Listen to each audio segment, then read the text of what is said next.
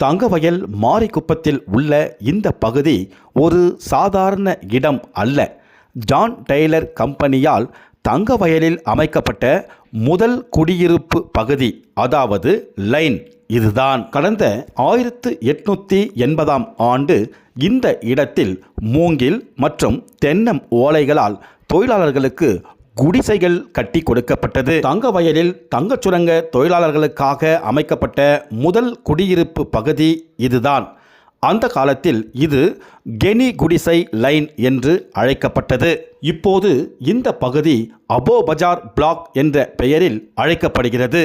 பிற்காலத்தில் தங்கச் சுரங்க தொழில் வளர்ச்சி அடைந்த போது தங்கவயல் முழுவதும் தொழிலாளர் குடியிருப்புகள் அமைக்கப்பட்டது. தங்கவயலில் இன்று உள்ள அனைத்து லைன் வட்டார பகுதிகளுக்கும் அடிப்படையாக ஆதாரமாக இருந்தது இந்த கெனி குடிசை லைன் பகுதிதான். இதன் ப்ளூ பிரிண்ட் பார்த்துதான் மற்ற பகுதிகள் உருவாக்கப்பட்டது.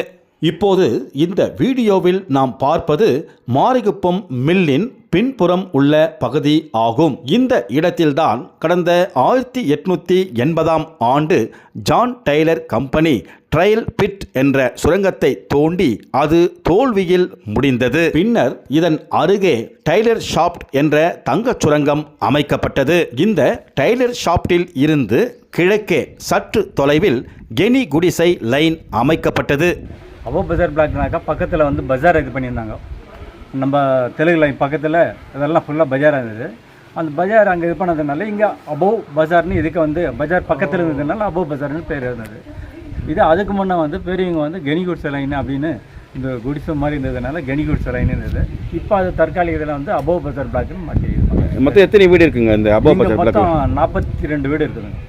42 வீடு இருக்குது. ஆனால் அதிகமாக வீடு இருந்தது. எல்லாம் அவங்கவுங்க ரிட்டையர்ட் ஆகிட்டு அங்கங்கே ஊருங்களுக்கு அவங்கவுங்க சொந்த ஊருங்களுக்கும் நிறைய பேர் காலம் ஆகிட்டு கூட இதாகிட்டாங்க. இப்போ இருக்கிறது வந்து 42 வீடுங்க இருக்குதுங்க. நீங்கள் மைனிங் ஒர்க்கருங்களா? மைனிங் ஒர்க்கருங்க. ஆமாங்களா? உங்கள் அப்பா என்ன ஒர்க் பண்ணாருங்க? எங்கள் அப்பா மைனிங் ஒர்க்கரு, எங்கள் தம்பி மைனிங் ஒர்க்கரு, எங்கள் பெரியப்பா மைனிங், எல்லாம் இங்கே தலைமுறை 4 தலைமுறையாக நாங்கள் 4 தலைமுறையாக ஒர்க் பண்ணியிருக்கிறீங்க. நான் வெர்டிகல் ஷாஃப்ட்டு, எட்கரு, இன்க்ளைனு, காக்கர் ஷாஃப்ட்டு, பிஜானத்தம், சிகிரிகுண்டா இதெல்லாம் போயிடுச்சு. மைனிங் நடந்துருக்கும் போது இந்த பகுதியெல்லாம் எப்படி இருந்ததுங்க? அப்போ நல்லா இருந்துச்சுங்க. மைனிங் பார்க்குறதுக்கு எல்லாமே நல்லா கலர்ச்சியாக இருந்தது. இப்போ எல்லாம் ஒன்றுமே இல்லை. இப்போ யாரும் அது பராமரிக்கிறதுக்கு ஆள் இல்லை. அது யாரும் பாதுகாப்பு பண்ணுறதுக்கும் இது இல்லை. எந்த சுகாதாரம் இது எதுவுமே இல்லை. சரியானபடிக்கு லைட் வசதி இல்லை, ட்ரைனேஜ் எதுவும் வசதி இல்லை இங்கே. சார், இது என்ன பகுதிங்க நீங்கள் இருக்கிற இடம்? இப்போ இருக்கிற இடம் வந்து அபோ பஜார் பிளாக்கு. இப்போ பழைய பேர் வந்து கெனிகுட்ஸ் லைன்னுவாங்க, இன்னொரு பேர் கெனிகார் லைன்னுவாங்க. அபோ பஜார் பிளாக்ல எனக்கு தெரிஞ்சு ஒரு 150 வீடு 150 இருந்தது.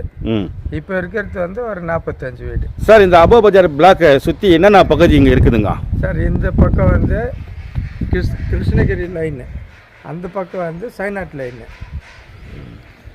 இந்த பக்கம் வந்து ஆந்திரா பிளாக்கு.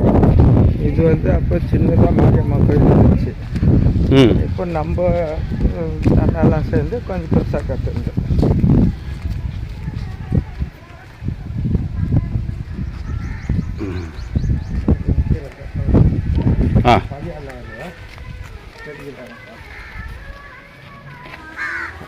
இது வந்து அபோ பஜார் பிளாக் அப்படின்னா கெனிகுட்ஸ் லைனுன்னு.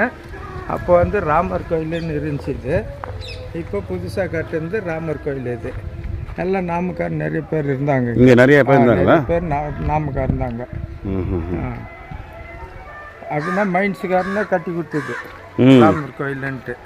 இது எதிரில் வந்து தமிழ் ஸ்கூலு. எந்த இடத்துல அது இப்போ இருக்குதுங்களா? இப்போ ஸ்கூல் மூடப்பட்டதா? ஸ்கூல் எங்கள் அப்பா கட்டினது தான் அது. அது வந்து கவர்மெண்ட் கொடுத்துருந்தாரு. அங்கே வந்து அம்மன் கோயில் இருந்துச்சு, மாரியம்மா கோயில். இங்கே வந்து ராமர் கோயில். இது ராமர் கோயில். இது வந்து இப்போ புதுசாக கட்டி ஒரு வாரம் ஆச்சு கும்பாபிஷேகம் ஆகி.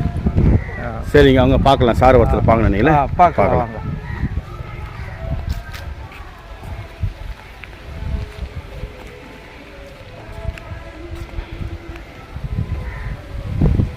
சந்திரகிருஷ்ணா